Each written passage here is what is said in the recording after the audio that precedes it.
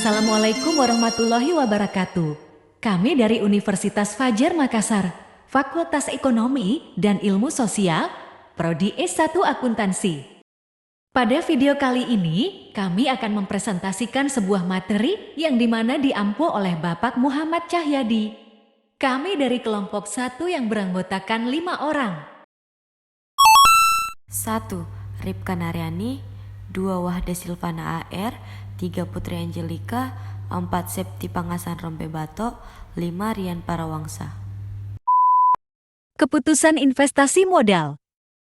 Pengertian keputusan investasi modal.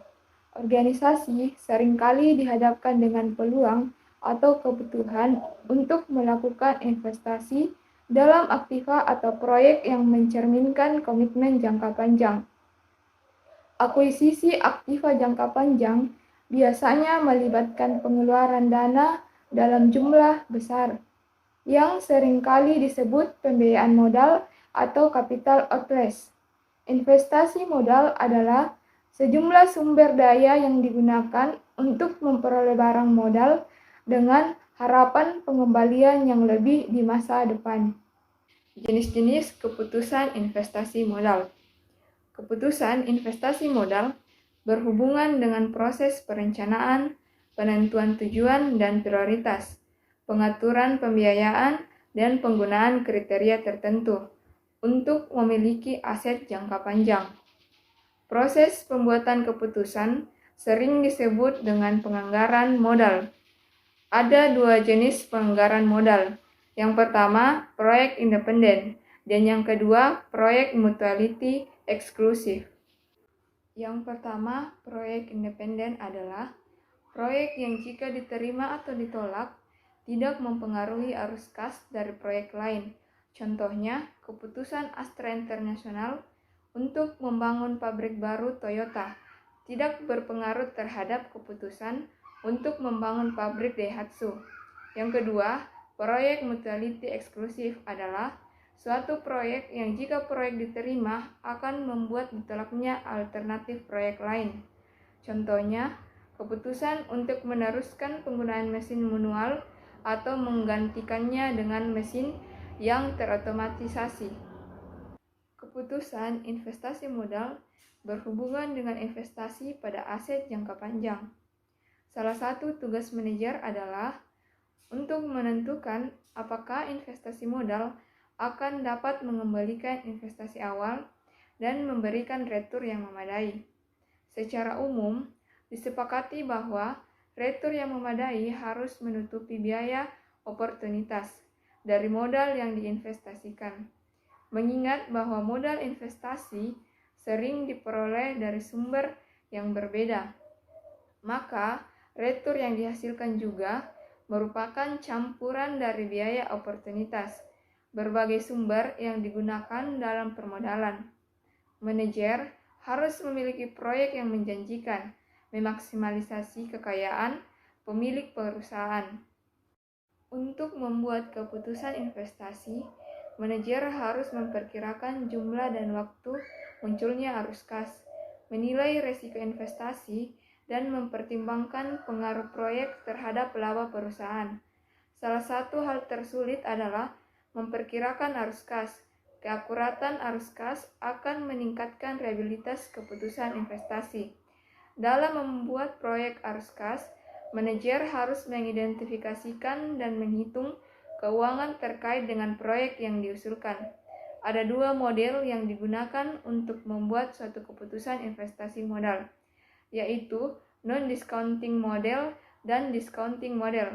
Non-discounting model mengabaikan nilai waktu uang, sedangkan discounting model secara eksplisit menggunakan nilai waktu uang.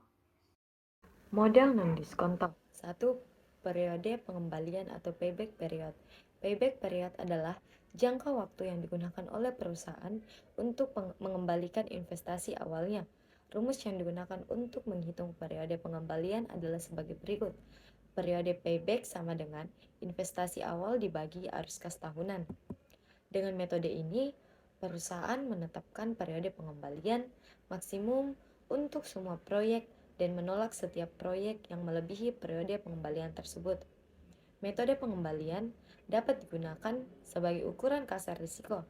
Semakin lama periode yang diperlukan proyek untuk mengembalikan investasi awalnya, semakin beresiko pula proyek tersebut. Contoh, sebuah fasilitas baru, mesin pencuci mobil memerlukan investasi sebesar 100.000 dan memiliki umur ekonomis 5 tahun dengan ekspektasi arus kas tahunan sebagai berikut. Tahun pertama memiliki investasi yang belum tertutupi atau awal tahun 100.000, arus kas tahunan 30.000. Tahun kedua investasi yang belum tertutupi 70.000, arus kasnya 40.000. Tahun ketiga investasi yang belum tertutupi itu 30.000 dan arus kasnya 50.000. Tahun keempat investasi yang belum tertutupi kosong, arus kas tahunannya itu 60.000. Tahun kelima investasi yang belum tertutupi kosong dan arus kas tahunannya itu 70.000.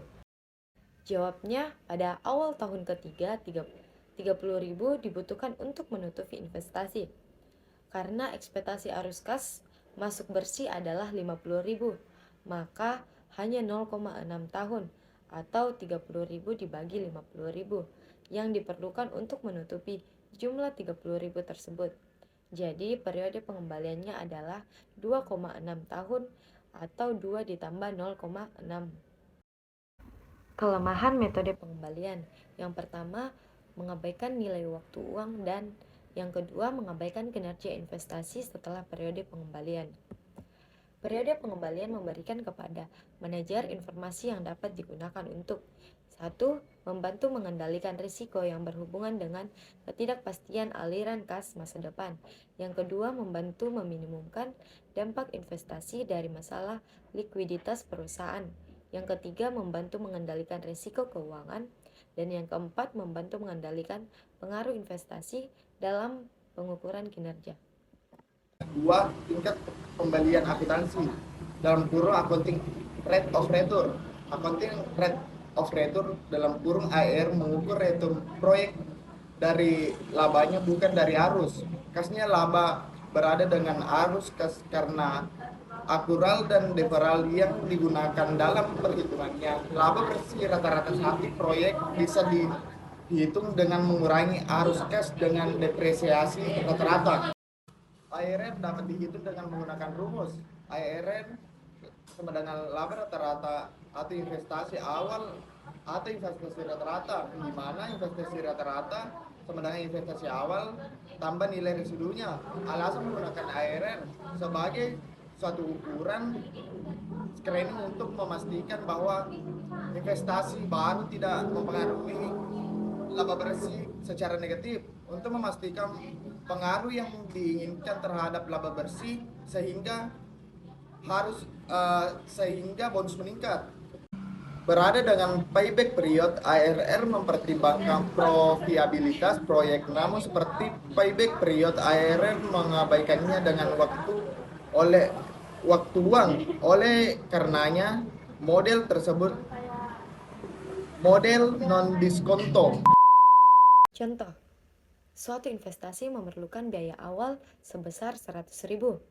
Umur investasi adalah 5 tahun dengan arus kas sebagai berikut: 30.000, 30.000, 40.000, 30.000, 50.000. Anggaplah bahwa setiap aktivitas tersebut tidak memiliki nilai sisa setelah 5 tahun dan semua pendapatan yang diperoleh dalam 1 tahun tertagih dalam tahun tersebut. Jawaban, total arus kas selama 5 tahun itu berjumlah 180.000. Cara mendapatkan arus kas rata-rata 180.000 tersebut dibagi dengan jumlah tahunnya, jadi 180 dibagi dengan 5 tahun menghasilkan 36.000. Nah, cara mendapatkan penyusutan rata-rata 100.000 dibagi 5 tahun, hasilnya 20.000. Nah, laba bersih rata-rata itu diambil dari jumlah arus kas rata-rata dikurang dengan penyusutan rata-rata. Jadi 36.000 dikurang dengan 20.000 menghasilkan 16.000. Jika menggunakan laba bersih rata-rata dan investasi awal, maka tingkat pengembalian akuntansi sebesar 16.000 dibagi dengan 100.000 menghasilkan 16%. Jika investasi rata-rata digunakan sebagai pengganti investasi awal, maka tingkat pengembalian akuntansi sebesar 16.000 dibagi dengan 50.000 menghasilkan 32.000. Selanjutnya, model diskonto. Model diskonto secara eksplisit mempertimbangkan nilai waktu dari uang dan memasukkan konsep diskonto arus kas masuk dan arus kas keluar. Yang pertama yaitu nilai sekarang bersih, yaitu sama dengan net present value. Net present value NPV merupakan selisih atau perbedaan antara nilai sekarang, aliran kas masuk dan kas keluar yang berhubungan dengan proyek. Dari gambar yang kita lihat, ini adalah rumus untuk menghitung NPV. NPV mengukur profitabilitas investasi. Nilai NPV positif suatu proyek menunjukkan adanya peningkatan kekayaan. Dalam menggunakan NPV, tingkat pengembalian yang diperlukan harus ditentukan. Terus, tingkat pengembalian yang diperlukan bisa disebut dengan required rate of return. Adalah tingkat pengembalian minimum yang dapat diterima, sering disebut juga sebagai tingkat diskonto, tingkat batas atau tingkat rintangan, hurdle rate, dan biaya modal. Kriteria dalam pembuatan keputusan tentang NPV meliputi sama dengan 1. Jika NPV sama dengan 0, hal ini menunjukkan bahwa yang pertama investasi awal telah dapat dikembalikan dan yang kedua tingkat kembalian investasi telah terpenuhi. Jika NPV sama dengan 0, berarti titik impas sudah tercapai dan pengambil keputusan dapat menerima atau menolak proyek tersebut. Terus kedua, jika NPV lebih besar 0, hal ini menunjukkan yang pertama, investasi awal telah dapat dikembalikan. Terus yang kedua, tingkat kembalian investasi telah terpenuhi. Ketiga, tingkat kembalian yang diterima adalah selisih antara nomor 1 dan nomor 2. Jika NPV lebih besar 0, maka investasi tersebut menguntungkan dan dapat diterima. Dan ketiga, jika NPV lebih kecil 0, hal ini berarti hasil investasi lebih kecil diperlukan. Sebaiknya investasi ditolak dari tingkat pengembalian yang modal NPV mengasumsikan bahwa semua aliran kas yang dihasilkan oleh proyek segera diinvestasikan kembali untuk memperoleh tingkat kembalian yang diharapkan selama umur proyek. Kedua, tingkat pengembalian internal atau sama dengan internal rate of return adalah suku bunga yang mengatur nilai sekarang dari arus kas masuk. Proyek sama dengan nilai sekarang dari biaya proyek tersebut. Dengan kata lain, IRR adalah tingkat diskonto pada saat NPV proyek sama dengan 0.